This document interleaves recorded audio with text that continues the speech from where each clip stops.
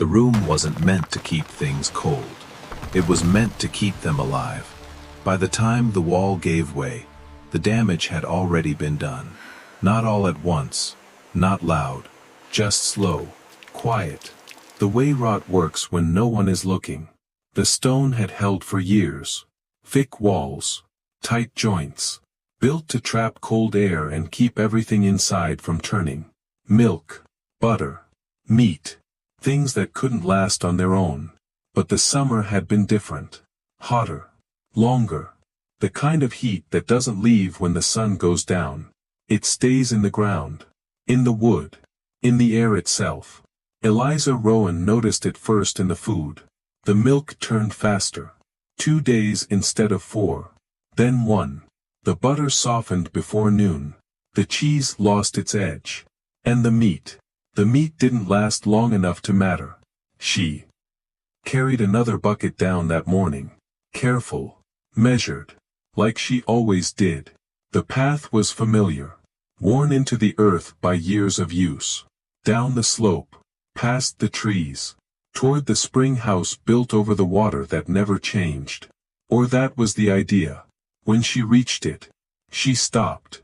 Not because it was gone, because it wasn't right. The east wall leaned, just slightly. Enough that you could see it if you were looking. Enough that you couldn't ignore it once you saw it. A crack ran from the base to the upper stone, thin, dark, breathing. Eliza stepped closer, set the bucket down. She didn't touch the wall. Not yet. Because she knew what it meant. Stone doesn't fail all at once. It tells you first. And this was the warning. By afternoon, it collapsed. Not violently. Not all at once. One stone slipping, then another. Until the weight shifted just enough. And the whole section gave way. The wall dropped into the channel below, water splashing up over the shelves. Mud filling the floor. Everything inside. Soaked. Ruined. Eliza didn't run in. Didn't try to save anything. Because she already knew, once the cold was gone, nothing in there was worth keeping. By evening, the smell had changed. Not sharp. Not sudden. Just wrong. The kind of smell that tells you something has already turned. And will keep turning. She stood at the edge of the opening, looking down into what had been the most reliable place on the property, and saw nothing that worked. The shelves were wet. The air was warm. The water still ran. That was the strange part. The spring hadn't changed. It moved the same way it always had. Steady, clear, cold. But the room around it had lost what made it matter. Eliza stepped down carefully, boots sinking into wet clay. She reached into the channel, held her hand there. The water was cold. Cold enough to sting. Cold enough to matter. Air above it wasn't. And that was the difference. She pulled her hand back, watched the water drip from her fingers, then looked around again, at the broken wall, the open space, the way the air moved now, too freely, too fast, letting everything escape, the cold, the moisture, anything that might have kept things from turning. That was when she understood. The room hadn't failed, the design had. Because it had been built to trap cold, not to protect what the cold actually did. And out here, in this kind of heat, that wasn't enough anymore. Eliza picked up one of the ruined bundles, pressed it between her fingers. Soft, already losing shape, already going. She let it fall. Not because it didn't matter, but because it was too late for that one. She stepped back out into the open. The air hit her differently now, heavier, carrying something with it. Decay. And if it could reach this place, the one place that had always held against it, then nothing else on the property would last much longer. Eliza looked back at the water. Still moving. Still cold. Still unchanged. And that was when the thought came, not about rebuilding, not about fixing the wall, but about something else entirely. Because the problem wasn't that the room had broken. It was that it had been built for the wrong purpose. And if she built it the same way again, everything inside it would keep dying. Eliza didn't start rebuilding the wall the next morning. That was what everyone expected. Clear the stones, stack them back, seal the gap, put things back the way they were. But she didn't. Instead, she cleared the channel first. Every stone that had fallen into the water, she lifted out by hand, one at a time, cold water up to her wrists, then her elbows, ignoring the sting, ignoring the numbness that came after. Because the fit mattered. It always had. A channel that leaks, loses everything. Temperature, flow, the one thing she still had. By midday, the water ran clean again. Smooth, unbroken, exactly the way it had before the wall fell. Eliza knelt beside it, watched it move. It hadn't changed. Not with the heat, not with the collapse, not with anything. That was the difference. Everything else was reacting. The food, the air, the structure, all of it changing. Except the water. Steady, constant, cold enough to hurt, cold enough to matter. That was where she started. Not with stone. With that. By the second day, someone came down the path. Bootsteps. Slower than usual. Cora Hale. Older. Careful in the way she moved. The kind of woman who didn't come anywhere without a reason. She stopped at the edge of the broken wall. Looked in. At the water. At the empty shelves. At the stones stacked beside the house. You're rebuilding it. Eliza shook her head. Not the same way. Cora stepped closer. Lowered herself down beside the channel. Without asking, she placed her hand in the water. Held it there. 10 seconds. Then pulled it back. Her fingers were red. She nodded once. How long does it stay like this? Always. Cora looked at her. Longer this time. You're sure? Eliza nodded. My husband checked it every month. Cora didn't respond immediately. She turned back to the water, watching it, not as a farmer would, as something else. Then she reached into the basket she had carried down, pulled out a small bundle. Leaves. Green. Fresh. She dipped them into the water, held them there, then placed them on the lowest edge of the remaining shelf. You know what heat does to these. Eliza glanced at them. They don't last. Cora nodded. 3 days. She paused. 4 if you're lucky. Then she gestured toward the water. And this? Eliza didn't answer. She already understood where it was going. But she needed to hear it. Cora leaned closer, lowered her voice slightly. This keeps them alive. The words settled differently, not like advice, like something that had been waiting. Eliza looked at the leaves again, at the water, at the space between them. And for the first time, she wasn't thinking about storage. She was thinking about time. How long something lasted, what changed it, what slowed it, what stopped it. Cora stood slowly. I've been drying them for 40 years. She lifted the bundle again. And every year I lose half of what they could be. She looked back at Eliza. You're standing over something that doesn't lose anything. Silence followed. Not empty. Full. Because now, the problem was clearer than it had been before. It wasn't about keeping things from spoiling. It was about keeping them from changing. And that required something different. Not a sealed room. Not thicker walls. But control. Flow. Contact. Eliza stepped down into the space again. Moved one of the remaining boards. Lowered it closer to the water. Not touching, but near enough to feel the cold rise. Cora watched. Didn't interrupt. Because she saw it too. The adjustment. The shift. Small. But exact. You're not rebuilding it. Eliza shook her head. I'm changing what it does. Cora smiled slightly. Good. She turned toward the path. Then stopped. Bring me something tomorrow. Eliza looked up. What? Anything that doesn't last. And with that, she left. Eliza stayed. Not rebuilding. Repositioning. Lowering the shelves. Widening the channel. Letting the cold move where it hadn't before. Because now, she wasn't trying to keep the room cold. She was trying to use the cold itself, and that was something the old design had never done. By the time the sun dropped behind the ridge, the room no longer looked broken. It looked unfinished, and that was exactly what she needed. By the third day, the room started behaving differently. Not colder. Not in a way you could measure, but in a way you could feel. The air didn't hang the same way anymore.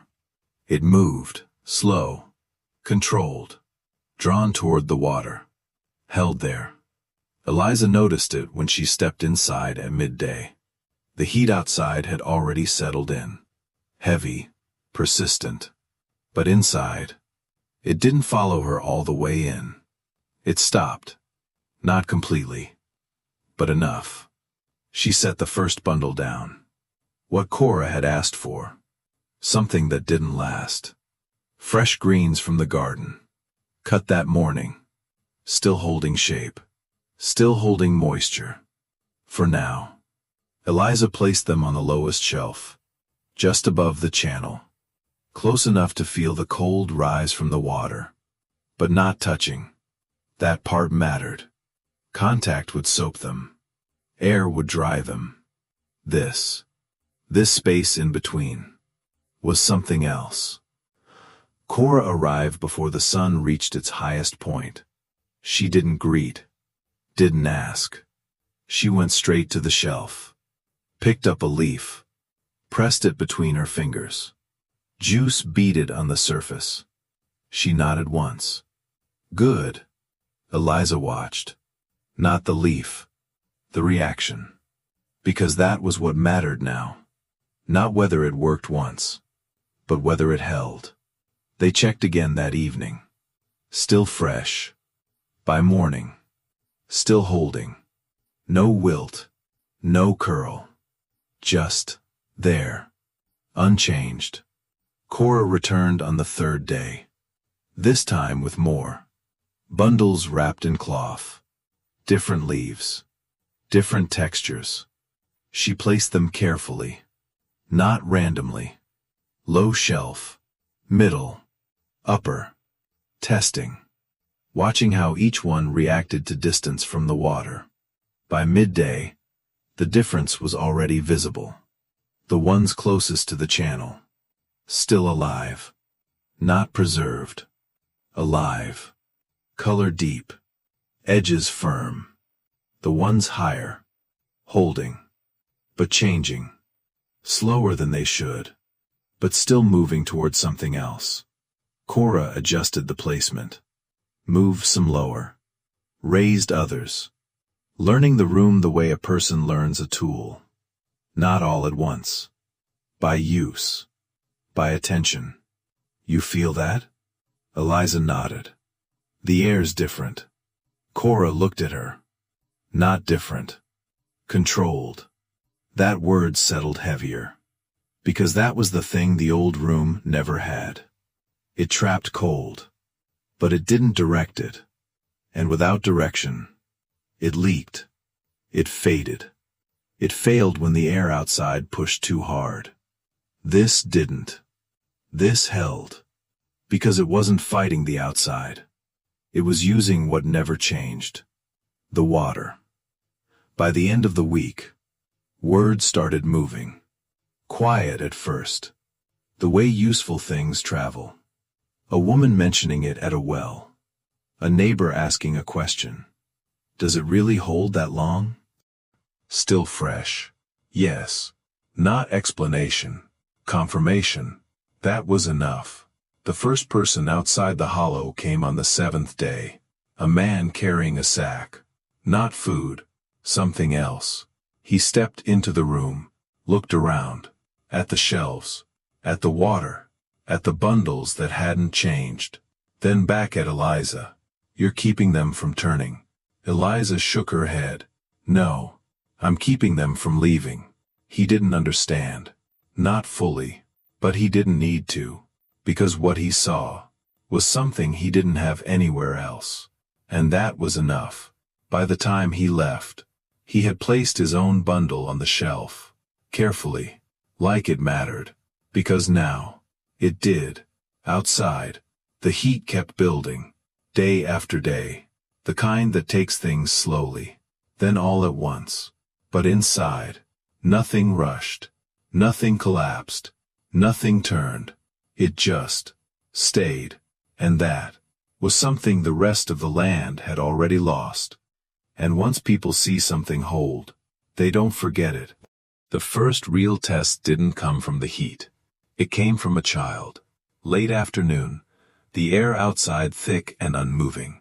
The kind of heat that presses down and doesn't let go. Eliza heard the footsteps before she saw them. Fast, uneven, not walking, running. A woman came down the path, clutching something in her arms. A child. Small, limp. Cora was already inside, sorting the shells. She turned before the woman spoke. Fever. The word came out broken. Since this morning, it won't break. Eliza stepped forward. The child's face was flushed, too hot, too still, breathing shallow.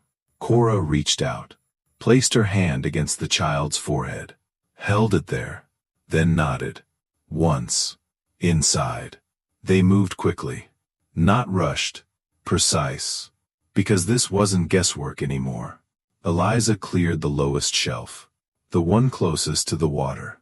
The air there was different. Heavier. Cooler. Controlled. Cora pulled a bundle from the shelf. Leaves still green. Still holding shape. Weeks old. But alive. She crushed them between her fingers. The scent rose immediately. Sharp. Strong. Not faded. Not weak. Eliza noticed it. The difference. Not just in smell. In presence. Like the plant hadn't lost anything. Cora worked fast now. Boiling water. Measuring. Not by weight. By feel. The way she always had.